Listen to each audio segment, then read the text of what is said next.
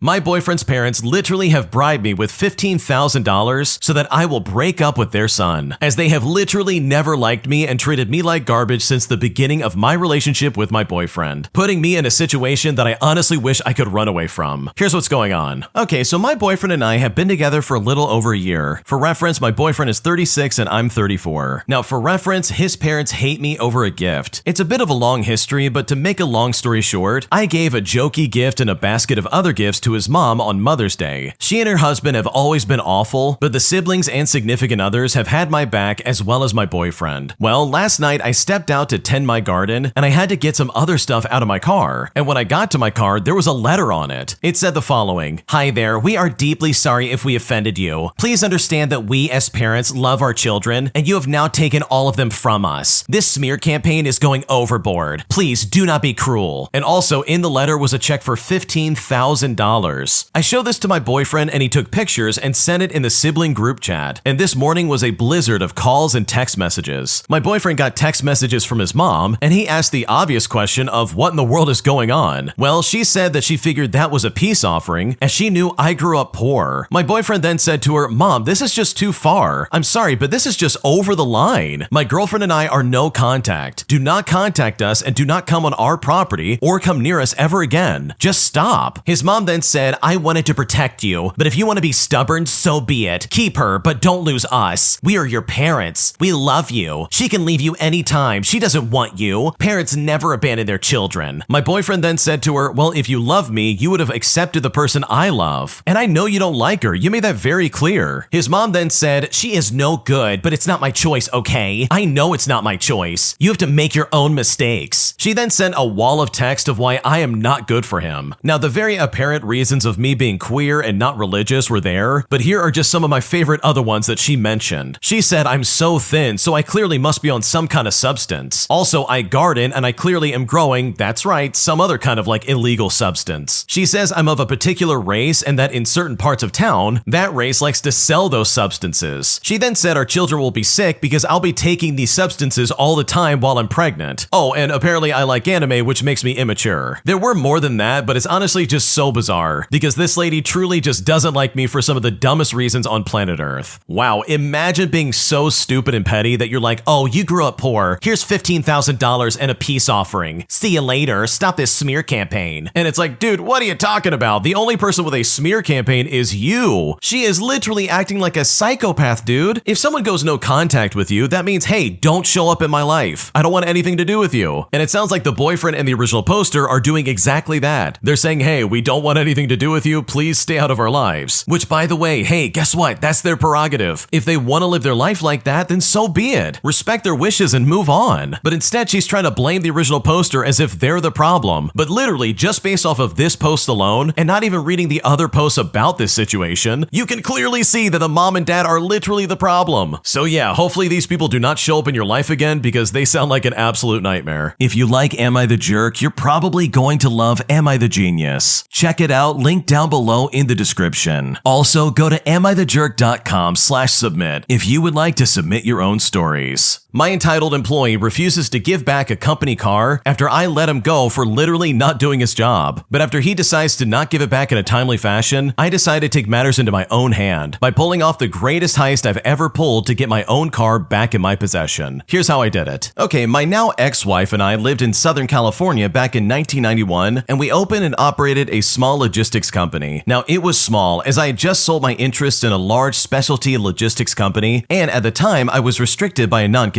We were looking for new ways to generate business, and I remembered an old acquaintance, someone who we will call Clive, who was in sales for the transportation of electronics, which is a field that I was not restricted in. Well, long story short is that we hire on Clive. The package we offer Clive is a salary plus company car that he could use outside of work, but in return, he would have to be the one to insure the car. We would pay lunch expenses, and he could fill the tank on a Friday, use it on the weekend, and we would pay for another refill on Monday. Well, Clive brings on 3 customers in the first week. Now, this almost, but not quite, covers his salary, but not nearly enough to pay for the other expenses. However, 3 in the first week was terrific. A month goes by and nothing new happens. Then add another month and another, and it's pretty obvious that he's brought on his old buddies, but he's not got anything new to offer, or wasn't even trying to get new business. He's either playing golf or hanging out at the office, trying to make time with one of the girls sales working in accounting. Now, I've been gradually getting after him about production, how we could help secure leads or give additional service to the clients he had already brought on, but nothing was happening. Then 2 of the 3 clients started ghosting us, and we knew they had business, but we were just not seeing it. I was trying to run a business, not a charity. So eventually we had a meeting, and Clive said that he had a couple of leads that were close to fruition, and sure, I had heard that before, so we agreed for a week where we would see if this business was coming our way. I'd even been given both of these new proposed customer names, so we needed to run a deep background check to make sure that they were actually creditworthy. Well, that following week, Clive was not coming into the office, which was fair enough as he was supposed to be visiting clients, but he also was not returning phone calls or pages. Also, I found out that he had not insured the car, so he was driving around in a vehicle with my name on the title completely uninsured. About 10 days after our last meeting, we managed to track him down on his home phone. I told him I would give him 2 weeks pay, but he needed to return the car as it was uninsured. And then after that, we were done. He said he would be in the office the next morning to wrap it all up. Well, the next day there was no sign, no response to calls or his pager, or the next day or the day after that. I called the police to report the stolen car and was instead told that as I had given Clive permission to drive the car, he had 30 days to bring it back. And trust me, that seemed like an eternity of liability to me. So the Super Bowl was that coming weekend, and I had heard he had invited mutual friends to a party at his condo. I'd already driven by to see if the car was parked outside, but I saw no sign of anything. The condos were built over 3 garages that backed up to the rear alley, and 2 of the 3 had a padlock. So on Super Bowl night, I got a ride to Clive's residence, looked for any sign of the car, but I couldn't find any. I mean, I had a spare set of keys that were ready to go. It had been parked in one of the garages, as I could hear his and his partner's voices upstairs. Their unit overlooked the rear alley. I opened the unlocked unit and still no luck. Armed with bolt cutters, I made short work of padlock number 1, and it sounded like a rifle went off. But still, my car was not in there. Well, Clive must have heard me down below, as I heard him and his partner ask each other what that was. I made short work of padlock number 2, and as the padlock came off the door, Clive ran around the corner and ran back inside. I mean, he knows who would win this tussle. And that's when I found my car. It was right there. So I got in, I started it up, I pulled out of the garage and even closed the garage door and drove it to a friend's garage, followed by my ride. I then got home about an hour later to find 2 police officers on my doorstep talking to my wife. And this is where I found out that Clive had reported I had stolen from his garage. But my story was that I went to pick up my car. I showed the title in my name and that it was parked on the street. I needed to recover it as it was uninsured. But during that conversation, the gloves I used during the escapades were in my back pocket. The next day, Clive came by with the police escorting him to hand over the other set of keys, and I handed him his box of belongings and sent him on his way. Because trust me, Clive is not someone I ever want to deal with ever again. Wow, Clive sounds like an idiot. This guy literally just took your car and said, "Oh, I'm gonna hang on to it. I've got 30 days with it. See you then." Like, dude, what are you talking about? That is so messed up. And the fact that he didn't put any insurance on the car and is still willingly driving around in it, like that really is a lot of liability just sitting there waiting to go wrong. So good for you for putting your foot down and deciding to take things into your own hands. Because Clive clearly was never going to give this back in time, and I really think the way you handled this might have been the best option at the time. An entitled jerk literally thinks that my doctor's notes for his employees is not good enough when it comes to them going back to work. So I decided to get some petty revenge by making this process last even longer, wasting his time in a way that he truly will never forget. Here's how I did it. Years ago, I worked at an isolated location, all of which was energy industry related. Due to the extent of the isolation, the client company had its own medical facilities, one of which I worked in. So one contract company had a thing about needing excessive paperwork for their guys who were sick. You see, the medical care was a line item in the client company budget, so nobody saw a bill. This made for a system that was easily mistreated, especially with no financial dog in the fight. So this one company's guys would come in periodically appropriately sick. They weren't burning time, they only made money on duty, so they wanted to work. We would see them and often give a day or 2 of bed rest before returning to work. And everyone was there for typically a 2-week tour of duty due to logistics. So a day or 2 like this wasn't uncommon or unreasonable. The patient would be seen, given a note for the boss, go get some rest, and then take your medication. But that wasn't good enough. Maybe for other contractors, but no, this contractor was special. So even though they had been seen by qualified medical staff and given prescriptions and a note on when they could return to work, this company wanted them evaluated again, and another note saying they could actually go back on duty, even if it was 12 to 24 hours since the first visit. Remember, there's no cost, so what do they care, right? Well, this just didn't sit right with us. We had long hours and busy days, often 18 to 24 hours awake and on duty, while also doing this for 2 weeks straight. And this was just BS paperwork and time wasting because someone felt like it, not because it was medically necessary. If we've seen the patient and given you a note on when they can go back on duty, my due diligence was done. So we decided after a couple of months of this pattern to accommodate them on our terms. So guys would come in ready and willing to go back to work, but still needing another note because apparently the first one wasn't nearly good enough, and the boss said so. So they'd get one, but on our terms. After we had seen all the morning sick call patients, after our scheduled morning appointments, they'd be on the clock until we saw them again, sitting in our waiting room on the clock and drinking coffee, which was typically around 3 hours after the clinic opened. And we did this for each and every one of them, which was typically 2 to 3 guys every single day. And they were a big contractor. They were surprisingly slow to pick up on it, and it literally took about a month of this approach for them to realize it. But once they put it all together, they were pissed. Clearly, we were wasting their time and ours. But it's like, who cares? What does it matter? We were on duty and the care was free, so screw your opinion. But you know what? Our bosses backed us up 100%, essentially saying, well, if you went to a doctor and paid for your visit, would you pay for it again to be told the same thing the next day? After that, the paperwork from the medical staff was honored the first time, and everyone's work days were magically much more efficient. Yeah, can you imagine literally going to the doctor and your boss being like, I'm sorry, that's not good enough. We need another note from that doctor. We gotta do this in duplicate. It's like, dude, what are you talking about? I literally have a note saying when I can and can't come back to work. Like, this legitimately should be enough. Like, what are you doing? It's just ignorant. It's so stupid and greedy, and that must have been incredibly annoying to deal with. Am I the jerk for backing out of a group vacation after I initially said that I would go on this trip? Because my friends are saying that I'm pretty high maintenance and they're laughing at me for how ridiculous I'm supposedly being, and I'm now not sure what I should do. Here's what's going on. Okay, I'm a 30-year-old female and I was out drinking with my friend group who are all between the ages of 25 and 32. One of my friends, who's a 27-year-old female, is kind of the unofficial planner of the group and brought up the idea of doing a beach trip for the 4th of July. It was really casual. Like, she just asked, hey, would you guys want to do this? And we all responded by saying, sure, that sounds fun. She didn't give us any actual details. Then later that night, she went ahead and booked a cabin. But the next day, she sent us all a request for our share of the cost. Now, I didn't pay right away because I had a few questions. Mainly, I wanted to know where everyone was going to sleep. The link to the cabin she had sent us had only 2 bedrooms, each with a queen-size bed, and there was 1 pull-out couch in the living room. She invited 8 people in total, so that would leave about 2 people completely without a bed. I asked if my boyfriend and I could pay extra to have a room to ourselves, but when I said that, she got irritated and said that she couldn't guarantee anything. Then another friend said that she was fine sleeping on the floor if she had to because she was just excited to go. Someone else chimed in and said it wasn't a big deal and that we could figure it out when we get there. So it kind of felt like they were implying I was being difficult. Now, I'm a healthy 30-year-old, but I am not sleeping on the floor on what's supposed to be a vacation. That just sounds miserable to me. So I politely declined the trip. The planner accepted my decision but was clearly annoyed and even called me a high-maintenance princess and laughed it off, saying how ridiculous I was being. So now I'm wondering, am I the jerk for backing out? Because right now I don't know what to do. Dude, your friend's an idiot. They literally have not nailed down any of these plans and they're trying to be like, okay, you need to help pay for this cabin now. No, you can't have your own room. What are you thinking? Like, dude, you picked a cabin that literally doesn't have enough room for all the people you're inviting. And somehow that's my problem, all because I'm trying to figure out where I'm gonna sleep? And I'm right there with you, dude. I'm not gonna sleep on the floor. This is supposed to be a vacation. Why not just get something bigger or, like, I don't know, maybe be reasonable? And to that person who's like, oh, we can figure it out when we get there. Absolutely not. There's no way. That never works. What's really gonna happen is all the favorites of the group are gonna be like, okay, we're gonna get this stuff and the rest of you get whatever's left over. And from the sounds of it, I guarantee you the original poster and their boyfriend are going to be the leftovers. You're still gonna end up on the floor pretty much no matter what. So the fact that they don't have any plans really set up in advance, and the fact that they're doing this kind of like all of a sudden, in my opinion, is a recipe for disaster. This really just doesn't sound like a good plan at all, and I know for a fact I would absolutely back out. So no, you're not the jerk for getting out of there, because these friends are acting like complete morons in my opinion. Am I the jerk for telling my husband's friend to mind her own business after she becomes incredibly judgmental about my weight loss journey? Because right now that entire incident is playing over and over again in my head, and I can't help but think that I might be in the wrong. Here's how it all went down. I'm a 38-year-old female and I weighed at my highest about 315 pounds. Under the care of my doctor, in combination with a few other health issues, we decided that my habits were the problem. I had and still have an unhealthy relationship regarding food. I had never seriously attempted to lose weight, and medications and fad diets will never work for me. So I decided to do it the harder way, dealing with my issues. Over the last year, I managed to lose about 54 pounds, and I am now for the first time in 6 years under 300 pounds. I am in no ways done with working on myself, but nonetheless proud that the number is going down. I then made a post on Facebook saying down 54 pounds, finally moving in the right direction. And that is all. Well, yesterday we grilled out and invited some of my husband's friends. I wouldn't consider them my own friends because if not for my husband, I wouldn't really socialize with them. I am extremely uncomfortable eating around people. I always have been since my childhood, but I am still working on it. So I ate what I could normally eat if I were alone. I had one burger, one hot dog, some beans and chips, and a Pepsi, and later a brownie. But here's the issue. None of what I ate is what most people would consider healthy. And trust me, I know that. But where I'm at right now, I'm not looking to supplement my diet yet. I'm working on the habits and my attitude about food. But the amount that I ate, however, was perfectly fine. The wife of my husband's friend looked at my plate and said, "I guess you're done with your diet." And I just commented and said, "I'm not on a diet." She then said, "Well, according to your Facebook, you are. You're bragging about your weight loss." And I said that I wasn't bragging necessarily. I'm just proud that I'm doing better. She then replied with a very snarky tone, "Okay, well, how is that?" while nodding her head towards my plate. I also get extremely agitated when questioned, and I'm made to feel that I have to justify everything that I do. Her tone and her accusatory comments set me off. So yes, I snapped a little. I said to her, "I don't see how any of this is your business, so don't worry about it." She then got huffy and said, "Yeah, you're just really improving." And she walked right back inside. Her husband then told me that that was uncalled for. And I said, well, so is her questioning me and judging me. He then rolled his eyes and that was the end of it. Now, maybe I'm sensitive. I mean, I always have been about food, but one of the things my therapist and I talk about is how I think people are judging me when in fact, no one probably cares about what I'm eating or what I'm doing. I'm learning to understand that I'm not being judged under a microscope, but her tone and her facial expressions were extremely judgmental. My husband agrees with me, but I keep replaying it over and over again. I just don't want to explain it all to a woman I barely know when I was trying to have a good time. So am I the jerk in this situation? Because right now I'm still upset. Dude, you're definitely not the jerk. This lady was totally out of line. Imagine being so insecure that you walk up to someone else and you're like, "Oh wow, it looks like your diet's over." Like just because the original poster is losing weight doesn't mean this is somehow a shot at this random lady. You don't know her and she most definitely doesn't know you. So for her to walk up like that and say that, my God, that is so uncalled for. She is so far out of line it's not even funny. So no, you're definitely not the jerk for defending yourself and saying something to her. Because I know if I was in your shoes and I had the experience that you did with this kind of thing, I would absolutely speak up as well. Because in my opinion, that really was the right thing to do in that moment. Am I the jerk for refusing to loan my brother-in-law any kind of money after he moved into an area that he literally cannot afford? Here's what's going on. At the beginning of this year, I found out that my brother-in-law had gotten married and that he was moving near us. I told him rent is pretty expensive, so I wouldn't recommend it. However, he said it's all good because his wife will help pay for rent until he finds a job. Fast forward about a month, and my wife tells me that he's about to sign a $2,500 a month lease for 12 months for a 3-bedroom apartment. I told her financially it was a bad idea considering he doesn't have a job and they could find something cheaper. And also, what in the world do they need 3 bedrooms for? My brother-in-law once again says that he's good and his wife agreed to pay rent when the both of them signed the lease. Well, just yesterday, my wife tells me that he needs help paying for rent this month. It turns out he only had money for the first 2 months of rent. So he asked his wife to help and she apparently refused. So I said, okay, well then the both of them will get evicted. And this was my casual talk until my wife dropped the hammer. It turns out apparently my brother-in-law's wife is blackmailing him to pay all of the rent regardless if he has a job or not. My wife and I don't know what the blackmail is, and my brother-in-law won't tell us. Then my wife asked if I could help pay the rent. So I said to her, after my repeated advice was ignored, if your brother was hanging on a cliff and I was on the edge of the cliff and had a pocket full of F's and he only needed one to be saved, I would not give a single F. And I think you know what I'm trying to say. Now, after reflecting later, I realized that comment was a bit harsh, but I was just furious at the situation. I was raised to be very mindful of my financials, and this is not the first time he's asked us for money. Whenever we go out, I'm always paying. I don't expect it back, but there's no way I can lend him $2,500 for his poor decisions that he's made. I'm afraid my refusal will put my marriage in jeopardy, all because of my brother-in-law. So honestly, am I the jerk for refusing to loan my brother-in-law any money? Because right now, I'm honestly at such a loss. Okay, honestly, this sounds like a really sketchy situation. If someone's literally trying to be like, no, you don't understand, my wife is blackmailing me, I have to pay for the entire rent, please help me. Like that for me is like a big red flag of like, okay, either something horrible is going on or this guy is absolutely lying through his teeth. Because if he's telling the truth, then what his wife is doing is illegal. You can't blackmail someone like that. So for me, if I heard that, I'd be like, okay, you need to like report her to the authorities or something. This is really messed up and it's not okay. And I can't imagine anything that would be revealed that would be so damaging unless it's something that really does need to be revealed. Like unless it's some like really horrifying crime or something like that. bad. Anything that she's trying to be like, oh, I'm gonna tell the world about this. Like, it might be humiliating at the time, but eventually you could get through it. Like, people will forget, and people don't really care that much about your business. But in my opinion, it really does sound like the brother-in-law's completely lying. I don't believe him for a second. It sounds like he made some really bad decisions, and now he's trying to be like, oh, please help me pay for this. But I'm personally in the original poster shoes. Like, why should I pay for your stupid decisions? That doesn't make any sense. That's not my problem. Like, why should you have to pay for something that you literally warned them about? So no, you are not the jerk for refusing to loan any kind of money to this guy. And by the way, someone made a really good point in the comments of this post by saying that, hey, your wife is probably going to give that money without you knowing about it. And based on the way your wife's acting, I think that absolutely could happen. So hopefully this works out in some kind of way, because this literally is not your problem. Am I the jerk for peeing in a Fanta bottle after finding out that my new roommate takes my drinks and my food? Subscribe to Am I the Jerk on YouTube and hit the bell to turn on notifications. Believe me, I am not proud of this at all. Seriously, a new guy joined our shared house and he has awful habits. We explained everything to him, but he could not care less. To give you some background, in the house there was a university student, and she is lovely, and my two childhood friends, which are great and very respectful too. We have all been living together for a few years now. There is one more room where people can come and go. The landlord brought the new guy a month or so ago. One of our main rules is don't touch anybody's food or drinks without permission, as we had issues with some tenants who got too comfortable despite being strangers, and there were many arguments. I highlighted it to him. If you ever need something, ask. Oil, sugar, and salt is fine, but everything else, ask. In the first week, I had a Fanta bottle unopened in my fridge, as my friends share a fridge, but I bought one for myself since the kitchen is big. I come home from work and I see it opened. I ask my friends and they deny it. I believe them, since that's not how they operate. I very politely asked the new guy and he denied it. Fine. A few days go by, half a pack of my unopened donuts disappeared, and I got very upset. I asked him again. He denies it. A few more days and I want to test something, so I turn off my fridge and I put a little wireless secret camera from Amazon I have and a bottle of pineapple juice in it. I drank a bit and peed in it so that it seemed full. I am seriously disgusted for doing this. I went to work, I came back, and yes, somebody drank 40% of that bottle. I checked what got recorded and that idiot was drinking from it. I asked him again and he denied it.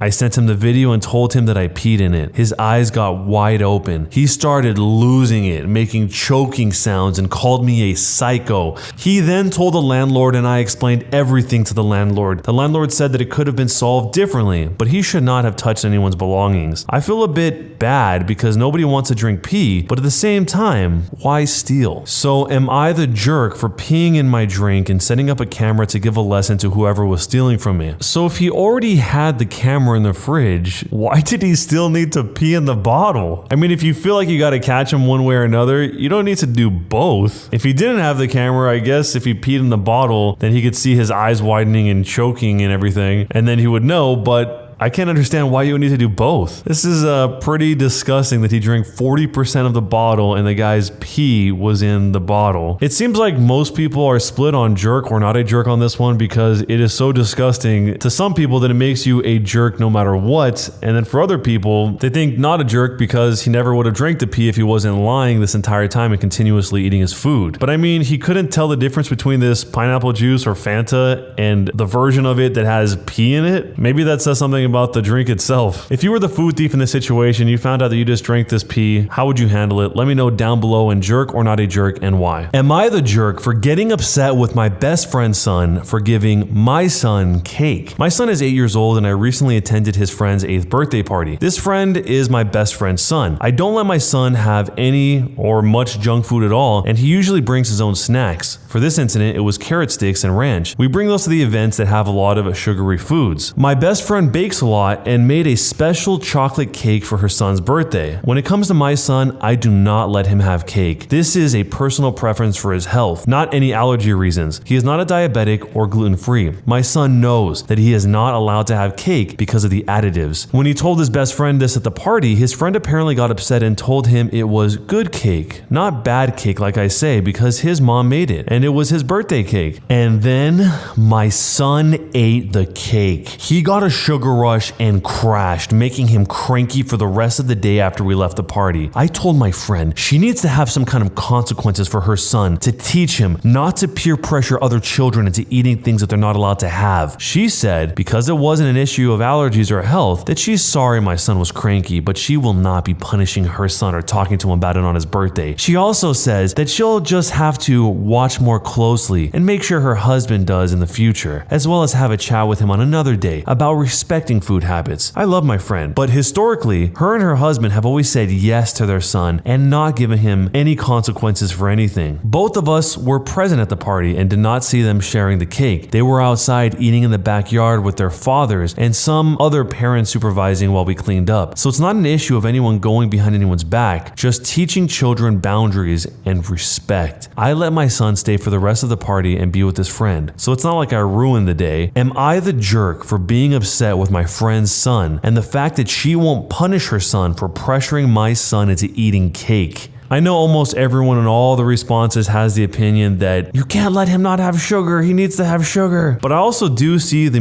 original poster's perspective here, because even though it might not be explained, she's probably trying to ingrain in him to have healthy food habits, and nothing in most of the modernized country is very healthy about the habitual eating habits that we have. And a big part of that is because we all have really bad eating habits from when we're kids. But with that said, and trying to see it from her perspective, one thing that definitely seems to be a pattern that happens when kids have super strict diets when they're young is that the moment that they're not under the thumb of the parent when it comes to their diet, they go crazy and they start consuming everything they can in excess because they didn't get to have it when they were kids. That doesn't necessarily always happen, but it seems to happen more often than not. Somebody actually brought up this whole food repression concept, and the response is saying, ask any kid that was denied sugar by parents. What do they do immediately after being in charge of their own food? Pick out all of the marshmallows from the sugar cereal that they weren't allowed to eat before and eat them just like I did. My older sister was given whatever cereal she wanted growing up and now hates sugar cereal. She's much older. The kid will rebel when they are able, and later might even cut the mom off entirely if this is not the only area of control that she is crazy about, and I'm willing to bet that it's not. Loosen up or lose your kid at 18. It really does seem like there is a balancing act you have to strike if you are trying to instill healthy eating habits. If you go into full-on repression, tiger mom mode, then you might have the kid explode like this in the future, but then if you just continually give them sugar forever, then that's going to be the basis for the rest of their life, and eating mass amounts of sugar is going to be a normal everyday occurrence. And obviously I'm not talking about one slice of cake, I'm talking about people that have actual sugar addictions, which seems to stick with people for life once they have it. So if you were the parent in this situation, how would you parent this kid in order to help him foster healthy eating habits for when he's older? Let me know down below in jerk or not a jerk and why. I bent over backwards to get my entitled friend a job where I work, where he would make much more money than he currently makes, but after being hired, despite himself receiving a sizable signing bonus, he demands that I pay him my referral bonus on top of it. Here's what happened. A couple of months ago, I bumped into a former coworker, Fergus, from my previous company. We chatted for a few minutes and he mentioned that he recently started a job search because he felt that he was underpaid in his current role. He volunteered his salary to me, which was shockingly low. I did not comment on his salary, but when he asked how I liked my current employer, which is a big name in our field, I told him that honestly I really enjoyed the work and the culture because I had nothing but good experiences working with him. I told him I would be happy to submit his resume through our internal referral program if he found a position that piqued his interest. A few days later, he reached out through LinkedIn and sent me a job posting that he was interested in. It was a very similar role to what he'd been doing, and I was confident in his success. I disclosed that I'd get a bonus if he was hired for my referral and informed him that he could apply cold if he preferred. He replied that he knew a referral would give him better chances, so I went ahead and submitted it. He did wonderfully in the interviews and was hired. He sent me a thank you note after he was hired and disclosed that he'd gotten a massive pay bump, which is what I expected after he told me his salary. I took him to lunch on his first day, my treat, but during the lunch, he asked me how I wanted to send him his half of my referral bonus. I explained that's not how it works, and he acted shocked. He accused me of getting all the benefits benefits with none of the work and said that it wasn't fair for me to get paid for doing nothing. I told him that's not how the referral program works, and his benefit was the new job and better salary. I encouraged him to refer qualified former colleagues for jobs at our company so that he could get the bonus. He scoffed and refused to engage in any other topic for the rest of lunch. Since then, he's behaved icily on the rare occasions that we are near each other. We do not work in the same department, fortunately. Am I wrong to not share my bonus with him? I checked with a few colleagues and they all say they've never shared, but a few told me that I should just split it with him to calm him down. In response to somebody asking about how big the referral bonus is, the OP says the referral bonus at my company is about $1,000. In response to a question about the ethics of the disclosure, the OP says the referral program at my company requires disclosure. We must be upfront with people that we will receive a bonus and that they are free to apply through public posting if they are not comfortable with that. Jumping a few months into the future, there actually was an update. I wanted to send an update to my previous letter about a coworker getting angry because I didn't share my referral bonus. Things are a bit better with Fergus. His department had a big team building event a couple of weeks ago, and while there, he evidently jokingly complained about me to a manager that I used to work with. She set him straight and somehow made it clear that what he was doing was in really poor form. Fergus dropped by my desk shortly thereafter and gave an awkward, inadequate apology. It started with saying, "I hope I haven't been misconstrued," but it was better than nothing. I thanked him for the apology and commented that I had been very confused by his actions and I was glad we could move forward. We can now smile politely and make idle chit-chat while waiting in line at the coffee bar if necessary. He has made a few overtures, seeming to ask for a return to our previous friendly relationship, but I can't bring myself to be more than coolly polite at this point. I wish him well and truly believe he can succeed in his role, but I don't particularly care to get invested in him again. So after all was said and done, was I the jerk for not giving him my referral bonus? Where along the line did Fergus get this mixed up, where the person that is getting the job also gets the referral bonus and the signing bonus? Why would they make them two separate bonuses if they were supposed to be for the same person? I'm guessing what happened here is he was probably conned into doing this by somebody else that he got a job, and they just tricked him into thinking that this was normal, and now he lives with this life view that you're supposed to give the person that you got a job a referral bonus, which is wild. They actually used to do this in my old job. I used to work as a chess teacher, and they were always on the lookout for other chess teachers and hoping that you would refer them, but not once did I ever see somebody get the job and then ask for the referral bonus. So if you were in the position of the original poster here, how would you have handled this the first time he brought it up at that lunch that you were treating him to? Let me know down below, and jerk or not a jerk, and why. My enraged mom takes down the homeowners association from the inside. This is a revenge story. My neighborhood does not have a homeowners association, an HOA, at least not anymore. When my parents first moved in, my older sibling was maybe 2 years old, and with me as a little glowworm, there was an HOA. They took money from the neighborhood in exchange for their services. At first, for quite a while, my parents just kind of shrugged it off. The HOA shoveled the snow off the streets in the winter and dealt with trash collection. So they were doing something worthwhile, right? No. The city controlled the snow plows and the garbage trucks, not the HOA. But still, there was the illusion of effort. And besides, one summer they decided to contact a company to plant new trees all over the neighborhood. The fact that the company was owned by the son of the head of the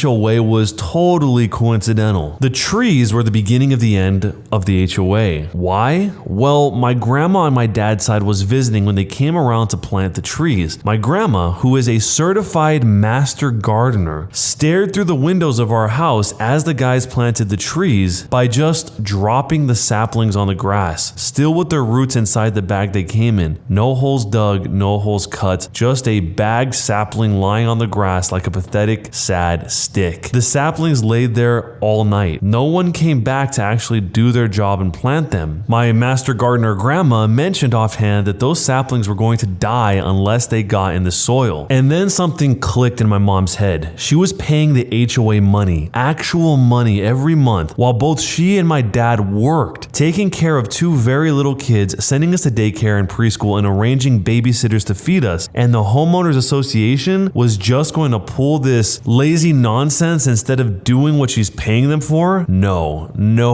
way. So she showed up to the head of the HOA's house and basically demanded that the trees get planted properly, like she's apparently paying for them to. The head of the HOA, so excited someone actually caring about the neighborhood, made their second mistake. They asked if my mom wanted to join the HOA. She agreed. The trees were planted, but most didn't make it. My grandma was right. First things first, my mom showed up to the next HOA meeting. There were like 5 people there. No wonder they asked my mom to join. They desperately needed the people. So my mom looked at this collection of white people, herself included, who weren't even paying money to the HOA like the rest of the neighborhood. All of the contractors the HOA called in were close relatives of other HOA members and weren't being paid by the HOA. After all, they're family. So my mom started digging. She spent pretty much a full summer taking down the HOA before she had to go back to teaching in the fall. With me carted along after her and my sibling old enough to be in school or daycare, she dug through the years of paperwork detailing the HOA's financial situation, and she found something extremely enlightening. The HOA didn't actually do anything. Well, they didn't do anything to the benefit of the community. Everything they claimed to do was either covered by the individual homeowner or by the city itself. So they were collecting money from all of the neighborhood residents under false pretenses, and actually they weren't even supposed to be in our neighborhood. Their association zone was a whole different neighborhood. So what is a working mother of 2 small children to do while her husband is off at work and she's off for the summer? She goes door to door with pamphlets, me and my sibling in a stroller, as she weaves her way through the neighborhood blocks, pamphlets explaining the situation and how to stop paying for services you'll never get. Pamphlets that are, of course,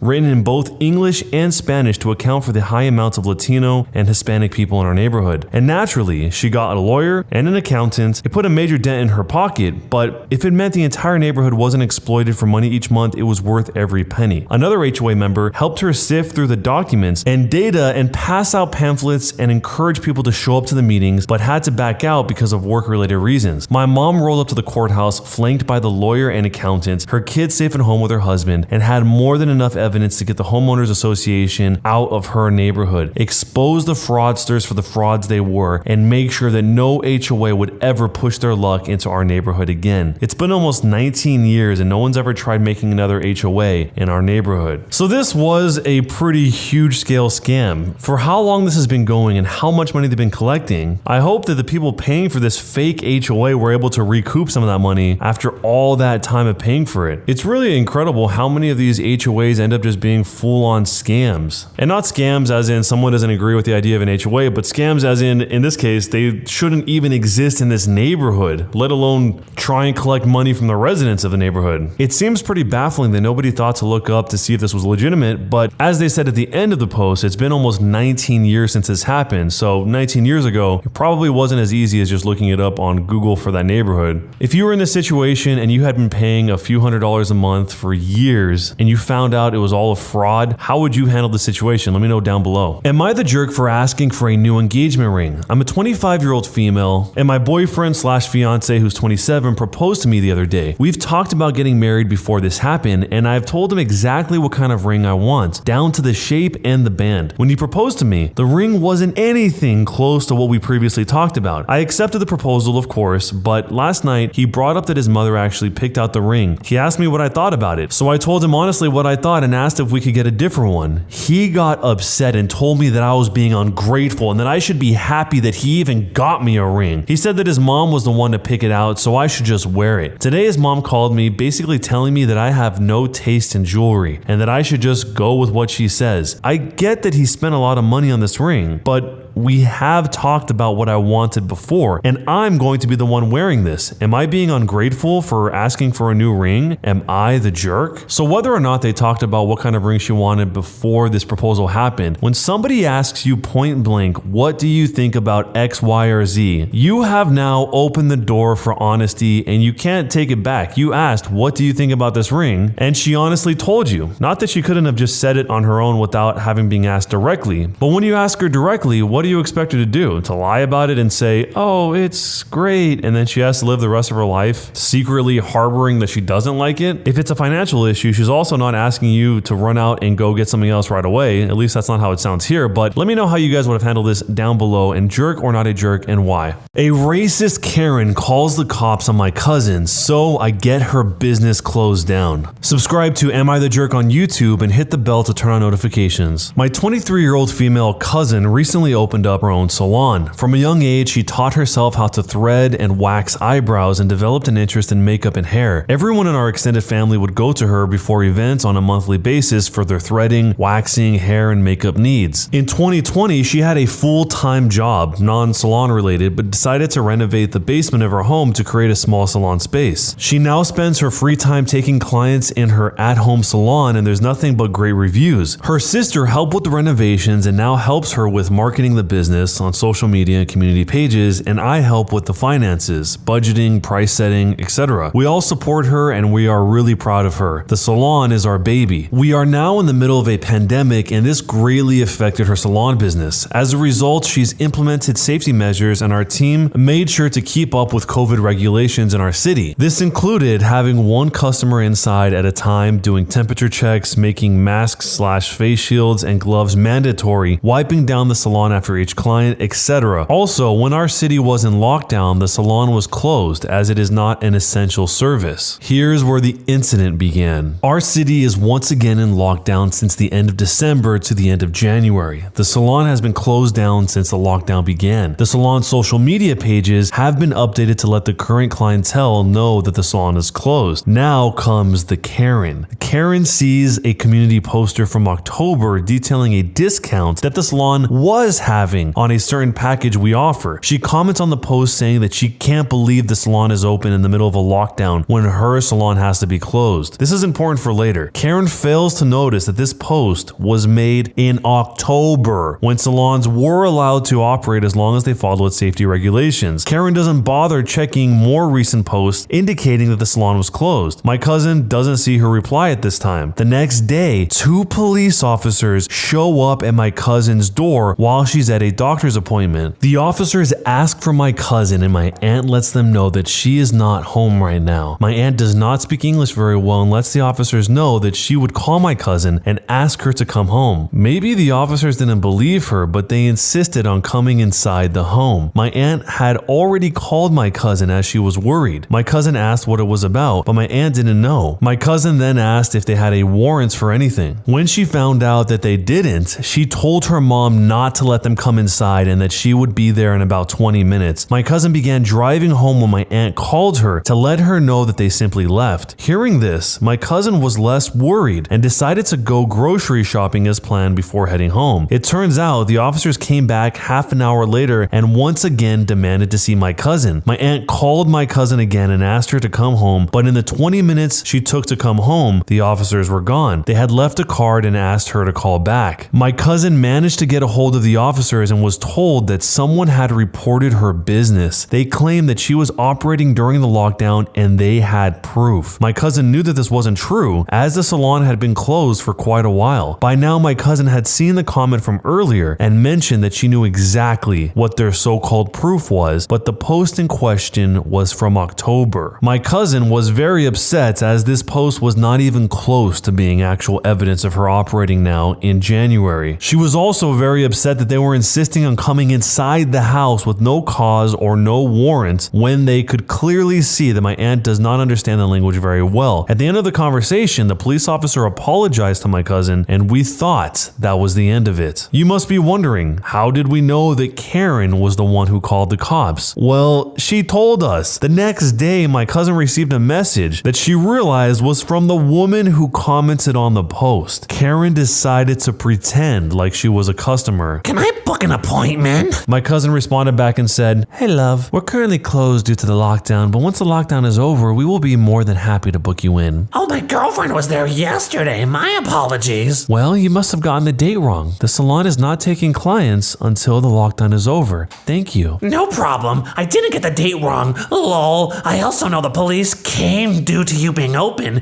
Take care. I'm not going to sit here and entertain your boring life. Maybe for a change, you can find another hobby rather than spreading lies and wasting people's time, including the police's time. Or even better, find an actual job. Have a good night. Well, I own a spa that's closed as yours should be. My mom is the one who called the cops. You are not entertaining me at all. Go back to your own country instead of messing with ours. My cousin decided to block her at this point. She was happy this was all over. Her sister and I were still outraged at the racist comment and how someone could make up lies about a small business that led to the cops terrifying my my aunt. But when my cousin told me about Karen, the fact that she had her own spa really stood out to me. I did some digging. And that brings us to the revenge. It turns out Karen runs her own spa out of her house. Doing some snooping, I found reviews from her clients on her business page that were posted on days that the city was under lockdown. The reviews could be from clients who received services before the lockdown and only now had a chance to write a review. To be sure, I found Karen's Instagram page. I decided to use her own trick against her. I created a new account with a generic name and followed her page so that she couldn't see that I was related to my cousin. I then messaged her to ask her about the prices for her services. I said, "Hey, I love your pics. I was wondering how much you charge." Hey girl, thank you so much. What service are you after? I'm really interested in getting the BB Glow facial. That's awesome. My biggest seller for sure. Normally it's $125, but it's on buy one, get one. So you pay for one session and you get two. That is such a great deal compared to the others. When is your next available date? Well, where are you located? I can't have people come to me in lockdown, but I can travel to my clients. So Karen was not operating from her home location due to lockdown restrictions, but was traveling to her clients' home, which is still against regulations. I then made up a lie about my home not having adequate space and asked for her address so we can meet up at my friend's place somewhere between her and I's locations. She foolishly told me her address. During this time, I also tried joining other community groups that she was a part of. In one particular group, the people in this community were promoting their small businesses. She had recently made a post about discounts on her services for the month of January. I immediately went online and submitted a report about her business still operating, including screenshots, her address, her full name, etc. A few days passed by and I had forgotten to check up on it as I was busy with life again. I saw the incident report number on a sticky note I had on my desk and decided to check in. Apparently, this was not Karen's first offense. Karen already had been fined $750 for having a client in her home during the first lockdown in my city. After being fined, she decided to change her business model and go to the client's home instead. Now, she was fined $10,000. I was still following her on Instagram, so I decided to check it out. She had gone on a rant about how she was going to do very bad things to the person who reported her. She also mentioned that she was no longer allowed to run her business. I'm not sure what type of ban the regional police put on her, but I immediately deleted the accounts and the existing groups that I had joined earlier. At the end of the day, she got what she deserved and I fulfilled my dream of pretending to be Sherlock Holmes. Was I the jerk for how I handled this? So maybe this Karen was just trying to snuff out her competition and that's why she signed up to try and get services from them to not only report the cousin, but to see how they would handle it. And the original poster, the OP here, kind of responded to that by saying, "During my snooping around, I noticed her business had quite a lot of similar services." In reference to the part where the Karen was making threats saying she had gone on a rant about how she was going to do very bad things to the person who reported her, somebody asked, "Did you send the screen grab to the police?" I'm pretty sure that this threat can be considered intimidating a witness, which is probably worth considering if she really is unhinged. The OP responded to that saying, "Thanks for thinking about our well-being. All the notes and conversations are screenshotted and saved. However, since I didn't use any of my real information for any of the accounts, and I used a really generic name too, I don't think that we'll ever need it." This whole idea from the Karen just seems really dumb. At this time, everyone was struggling, especially if you don't have a well-established business that could survive the pandemic. So why lie to try to tear down another business that's already struggling? If the reason really is because she wants one less competitor, I don't think that would have made any significant difference since everything was already locked down at this time anyway. And in the end, it backfired. A $10,000 fine is enormous. That'll take quite a few appointments to make back all that money. But if this was your business and somebody was coming after you with lies like this, let me know how you would handle it down below, and jerk or not a jerk, and why. My fiance got into an accident and almost died. That was when my mother-in-law told me that he cheated on me with an ex. Now he's recovering and I feel so guilty for wanting to end this relationship. I feel like a horrible person. I'm a 33-year-old female and my fiance is a 34-year-old male. We are supposed to get married on August 20th in a small ceremony. We've been together for 6 years and engaged for 1, the best years of my life. He is brilliant in every way.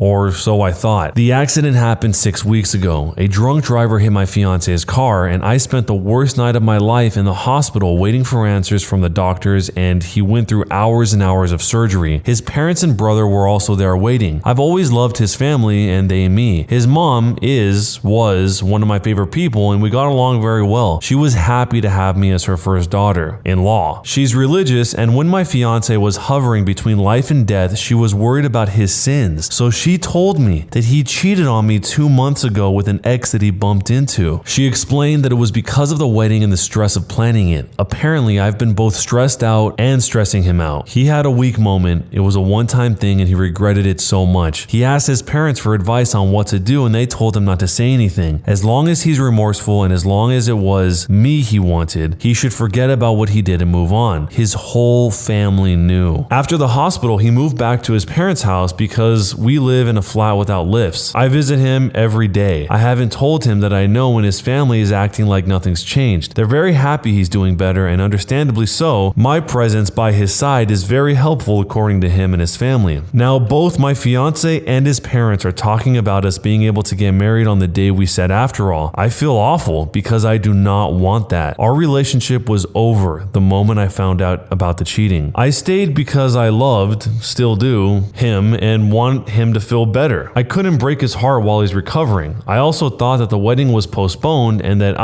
we would have more time for him to recover fully and be strong and independent again so that I could leave with a clear conscience. I tried to speak to his mom today and she just started hyperventilating and telling me not to do this. She made a mistake by telling me and that I shouldn't take advantage of what she said in desperation to punish him and kill his spirit. He's still recovering and he needs me. I have been thinking since my talk with his mom about everything and I'm so angry at him. I'm ashamed that even when I was worried about his life, I was very angry and resentful. We were supposed to have our wedding in this beautiful manor house that he found that's all inclusive with our most important people. My best friend is a DJ and my parents paid for the whole thing even though they're much poorer, so I don't know where this stress has come from. We fixed everything in a week. I am so angry and I've kept bottling it up since the accident. I'm afraid I'm going to explode soon. What should I do? So in this situation, the mom says that she made a mistake by telling the original poster and that she shouldn't take advantage of what she said in desperation. Does the mom not understand that this lady, the original poster, is about to enter into a lifelong marriage with this person and that her no longer wanting to continue the marriage with him is not out of retaliation for the mother or for anything else? It's that why would anyone want to go through with it once they know this? And not knowing it doesn't make it better. It just makes it so that the entire family is in on something that the OP, the original poster, is not in on. Regardless of what the family decides to do with the information they have, none of that pales in comparison to the actual fiance, the guy who got into the accident, being able to casually carry on like nothing happened, and his family giving him an easy out by blaming it all on stress. I'm glad the OP was able to find this out before locking herself into a marriage, so she doesn't waste either of their time, because eventually this kind of stuff will always boil to the surface, no matter how much he or the family tries to conceal it, and then they both have to go through an agonizing divorce most likely. So being honest about it before getting married seems like it's the best situation for both people involved. But let me know how you see the situation. What would you do if you're in the OP's position, and jerk or not a jerk, and why? This is a story about my days as a paramedic. We got a call to a house where there was a bariatric patient who had fallen. The patient was morbidly obese and weighed around 30 stone, which is 420 pounds. This story isn't really about them though. There are many reasons people get to this size, and I've never judged, only helped. No, the problem here was a really arrogant neighbor that we had come across before, and boy was this chap a judgmental moron. Our patient had a car and a disabled parking permit. They also had a council designated disabled parking spot outside their home, which the neighbor kept parking in. There had been a number of letters from the council regarding this, and a number of parking fines just served to annoy this chap even more. On the day this story took place, I took the call that the patient had fallen and we went to the house. Sure enough, the neighbor was not only parked in the disabled spots, but had parked a second car blocking access to the patient's driveway. I assessed the patient and suspected that they had broken a hip, so we needed to go in. I sent my colleague to round the neighbor to ask them to move the cars, and when they came back, I was told that the neighbor had just told my colleague that they would do one. No problem. Time to get the message home. I radioed through to our control center and asked for the fire service and police. We needed the fire service to help lift the guy, and the police police to do a little parking control. The fire service were the first to arrive, and I spoke to the crew commander to let them know what the situation was. A fireman went to the house to ask the neighbor to move the car and was told the same as my colleague. The message was relayed back, and the watch commander just asked me one question: is the patient's life at risk? I knew exactly where this was going, and it was time that our thoughtless neighbor got the message. My answer was, yes, there is equipment. I need to get into the house, and the driveway is blocked, preventing me doing so. The watch commander told the fire truck driver to move those vehicles, and it was satisfying to see both vehicles pushed down the road by the fire service, and the look on the neighbor's face as he came out spitting and screaming was well worth seeing. His complaints to the police fell on deaf ears. They were all well aware of his history of obstruction, and my clinical assessment that the patient's life was in danger was more than enough justification for the vehicles to be moved. I doubt it made our patient's life any easier, and sadly, the patient died a few months later without leaving the hospital, but it did bring a smile to their face as we wheeled them out. So, was I the jerk for handling this the way that I did? In a situation where the actual fire department comes to your door and asks you to move your car, what do you think is going to happen if you don't move your car? If you're even parked in front of a fire hydrant, firemen will break your windows to get the fire hose through the other side. So what do you think they'll do if they can't access it at all? I'm not exactly sure how they move these cars because they probably didn't have enough time to do a proper towing since the patient's life was at risk according to the original poster here. And the OP did say that the vehicles were being pushed down the road. So I'm guessing the fire truck or one of the vehicles actually just drove into the neighbor's vehicles with enough force to push them down the road, as the OP implied here. So if you were the paramedic in this situation, how would you deal with a neighbor like this that was obstructing your ability to try and save someone's life? Let me know down below. My husband and I are on the verge of divorce because I'm pregnant. I'm a 40-year-old woman and my husband is 49. We've been married for 12 years. We are both child-free and it's one of the things we've bonded over. Now I'm pregnant. I'm not religious or anything, but I'm 40. He's had a vasectomy and this happened like a miracle. I want to keep it, but I'm so scared. He made it clear that we are too old to be parents and we hate children, and that if I want to keep it, then it's divorce. I do hate children, but not this child. I want help from single parents. Brutal and honest opinions based on your experience. Is it worth it? Are these just my hormones being crazy making me emotional, or is this real love? I love my husband so